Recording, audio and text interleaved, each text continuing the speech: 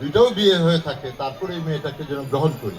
ছেলেকে বুঝিয়ে সুজিয়ে বলছি যে এখন বিয়ে না বাবা, 2 মাস 3 মাস প্রেম করো, তারপরে দেখো। আমাদের ব্যাঙের চড়ার জায়গার অভাব নাই। আর এই যে ভেগা ব্যাং, ভেগা ব্যাং কোথায় জায়গা কই তার ঘোরার? এক তো ওই গিয়ে সামনে ওই যে আমাদের লাইব্রেরির সামনে ছোট ডোবা, ওখানে বসে কুয়োর ব্যাং। বরের আঙ্গুলটা দেখেন, ওই যে বরের আঙ্গুলটা দেখেন নিচু, সে রাজি না, আংটি পরার জন্য রেডি। স্যার লজ্জায় আরেক আঙ্গুল নাকের ফুটোয় দিয়ে যে বসে আছে সেটা কেউ বলতেছে না। কপাল ভালো যে আর এক হাত সামনে আছে, আর এক হাত যে এই তো দুষ্টু।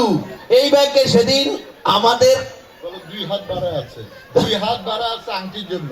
সেদিন এই ব্যাংকে যে কি করতে দেখেছে সেদিন কি করছে দেখেন, টাকা পয়সার কথা শুনে আসলে মেয়েটা অনেক বিরক্ত হয়েছে এবং আমাদের সঙ্গে চলে যেতে রাজি হয়েছে, হাত বাড়িয়ে চলে আসছে, আমাদের সঙ্গে যেতে চায়। সে বলছে বরের কথা তো শুনি নাই, বরের পক্ষ যে কথাবার্তা বলতেছে, এই কথা বলার পরে ব্যাঙের একটাও ধ্যান করতে ইচ্ছে করতেছে না, আমাদের সঙ্গে ছুটে এখনই চলে যাবে।